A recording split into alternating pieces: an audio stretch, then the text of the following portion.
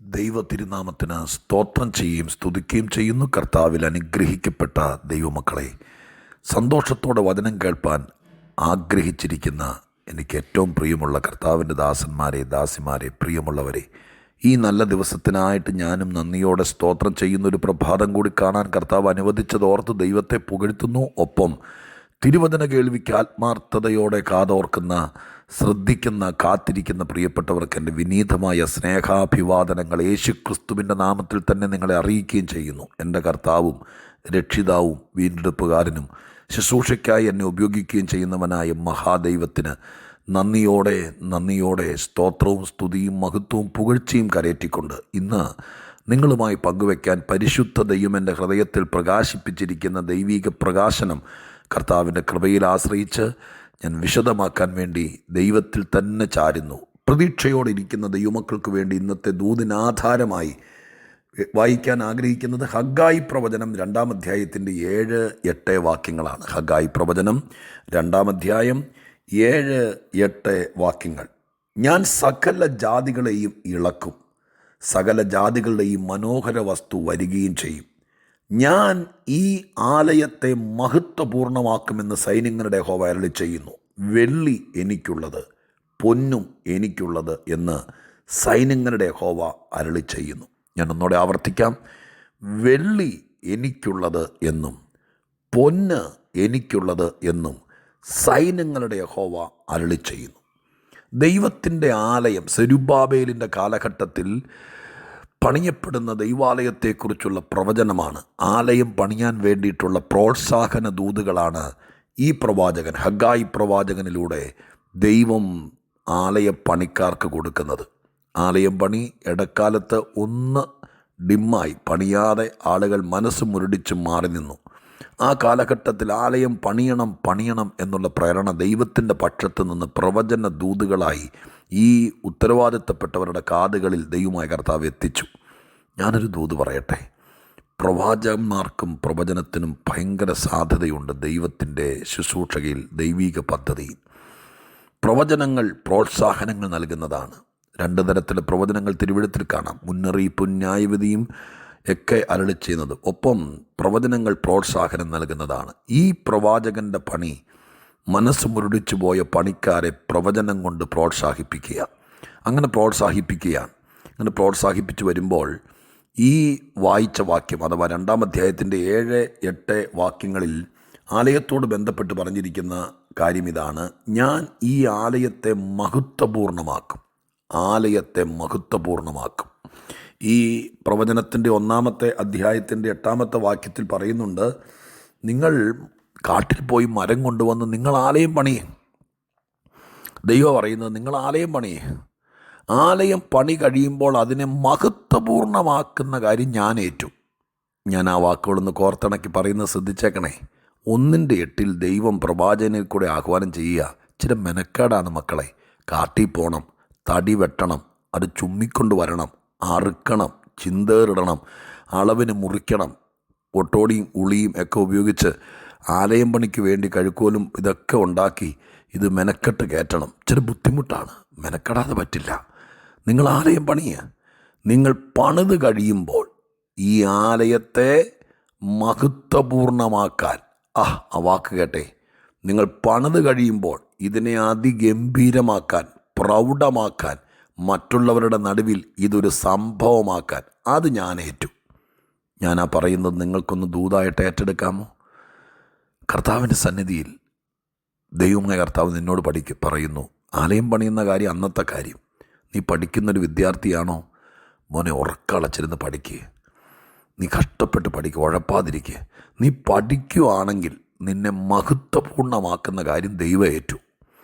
എൻ്റെ പൊന്നു സഹോദരാ, നിങ്ങളൊരു ശുശ്രൂഷകനാണോ?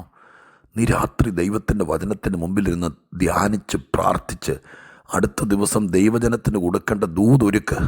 കഷ്ടപ്പെട്. വിറക് വെട്ടിക്കീറുന്നത് പോലെ തിരുവചനമെടുത്ത് വെട്ടിക്കീറി അടുക്കി നിൻ്റെ ഹൃദയത്തിനകത്ത് വയ്ക്കേ. നീ ശുശ്രൂഷിക്കുന്ന പ്ലാറ്റ്ഫോമിൽ അത് മഹത്വപൂർണ്ണമാക്കുന്ന കാര്യം അത് ദൈവം തമ്പരാൻ ഏറ്റുന്നു. ഇത് നേരം വെളുത്ത് 8 മണി വരെ കിടന്ന് ഉറങ്ങിയിട്ട് പെട്ടെന്ന് കുപ്പായം തേക്കാതെ ഇട്ടുകൊണ്ട് ഓടിയിട്ട് കർത്താവ് പ്രവർത്തിക്കുമെന്ന് പറഞ്ഞാൽ നടക്കില്ല. നീ പുറകിൽ അധ്വാനിക്ക്. കാട്ടിൽ കയറി തടി വെട്ടി തടി കീറി പുറത്തു കൊണ്ടുവരുന്നത് പോലെ നീ മെനക്കെട്ട് പണിയുന്നവനെ മഹത്വപൂർണ്ണമാക്കാൻ ദൈവം വിശ്വസ്തനാണ്. നീ നിൻ്റെ ജീവിതത്തിന് വേണ്ടിയിട്ടൊരു വരുമാനത്തിന് വേണ്ടി നീ ഒരു ചെറിയ തൊഴിൽ ഉള്ള കാശ് കൊണ്ടങ്ങ് തുടങ്ങ്. ദൈവത്തിൽ ആശ്രയിച്ച് നീ അങ്ങ് തുടങ്ങ്. വല്ലവരെയും പറ്റിച്ച് ജീവിക്കുന്ന പരിപാടി അവസാനിപ്പിക്കുക. അങ്ങനെ തന്നെ പറയുക, നീ അങ്ങ് തുടങ്ങ്.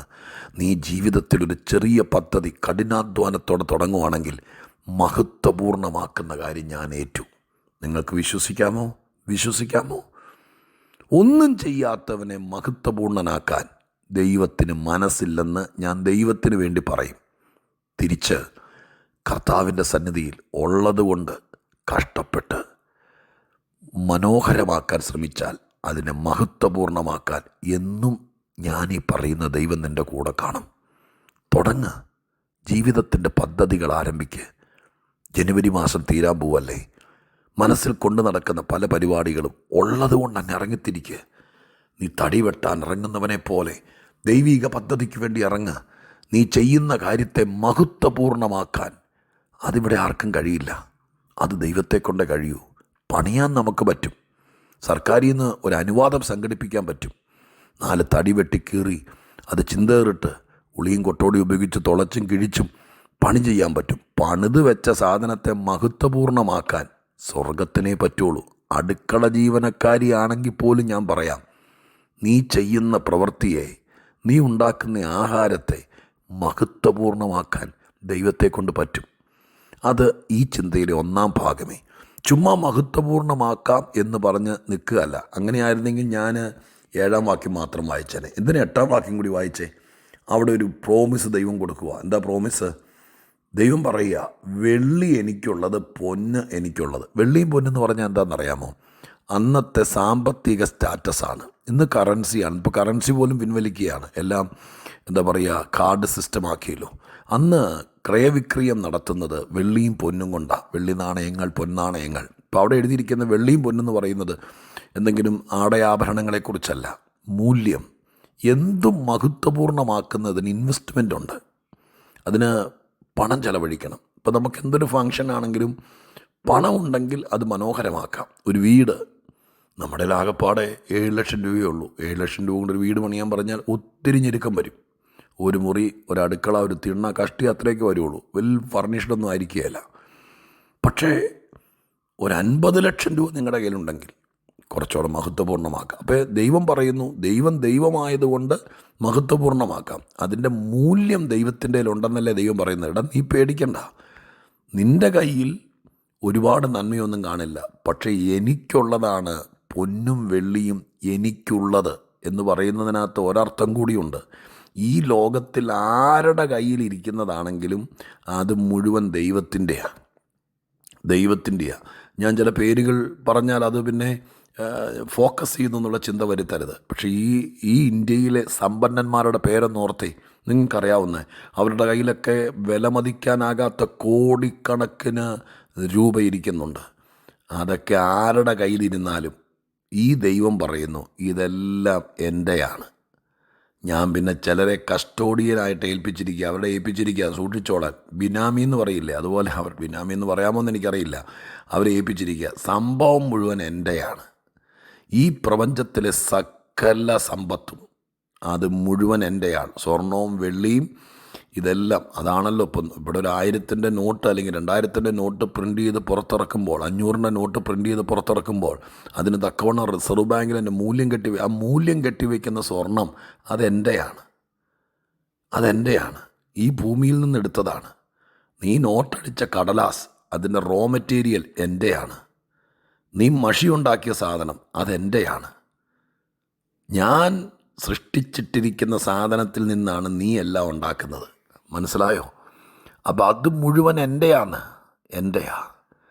ദൈവത്തിൻ്റെയാണ്. എൻ്റെ പ്രിയപ്പെട്ടവരെ, പുരാതന സമ്പത്തിൻ്റെ ഉടയവൻ നിൻ്റെ അപ്പനായിരിക്കുമ്പോൾ ഈ പ്രപഞ്ചത്തിലെ സകല വെള്ളിയും പൊന്നും എനിക്കുള്ളത്, അതാരുടെ കയ്യിലിരുന്നാലും എനിക്കുള്ളത് എന്നതാണ് അതിൻ്റെ വ്യവസ്ഥ. ദൈവത്തിനുള്ളതാണ് സമ്പത്ത്. മഹത്വപൂർണ്ണമാക്കാനുള്ളതെല്ലാം ദൈവത്തിൻ്റെ കയ്യിലുണ്ട്. നീ പേടിക്കണ്ട. അതുകൊണ്ട് ഞാൻ ഇങ്ങനെ പറയാം, ഈ ദൈവത്തെ നിനക്ക് സ്വന്തമായി കിട്ടിയാൽ ആ ദൈവത്തിൻ്റേതാണ് ഇതെല്ലാം. അപ്പം അതുകൊണ്ട് ഞാൻ നിങ്ങളോട് ചോദിക്കുന്നു, നിൻ്റെ ജീവിതം മഹത്വപൂർണ്ണമാകുമോ? നിൻ്റെ കുഞ്ഞുങ്ങൾ മഹത്വപൂർണ്ണമാകുക എന്ന് പറഞ്ഞാൽ എന്താ? അതിൻ്റെ പ്രതാപത്തിൻ്റെ അത്യുച്ച കോടിയിൽ. മോളെ, പഠിക്കാൻ പോയ ഇന്ന് പിള്ളേരുടെയൊക്കെ പരീക്ഷയൊക്കെ തുടങ്ങാമെന്ന് പറഞ്ഞ് ഒത്തിരി പേര് പ്രാർത്ഥനാ വിഷയം പറഞ്ഞിട്ടുണ്ട്. ഞാൻ പരീക്ഷ എഴുതുന്ന കുഞ്ഞുങ്ങളെ അമ്മമാരെ ഒന്ന് കേൾപ്പിക്കണേ. എന്നിട്ട് അവരോടൊന്ന് ചോദിച്ചേ, കൊച്ചേ, നീ മഹത്വപൂർണ്ണമാകുമോ? എങ്ങനെ? നിൻ്റെ ബുദ്ധി കൊണ്ടോ നിൻ്റെ കഴിവുകൊണ്ടല്ല. ഈ വേദപുസ്തകം പഠിപ്പിക്കുന്ന ദൈവം, നിന്നെ സൃഷ്ടിച്ച ദൈവം, നിൻ്റെ മാതാപിതാക്കൾക്ക് നിന്നെ കൊടുത്ത ദൈവം, ആ ദൈവം നിന്നെ മഹത്വപൂർണ്ണമാക്കാൻ കഴിവുള്ളവനാ.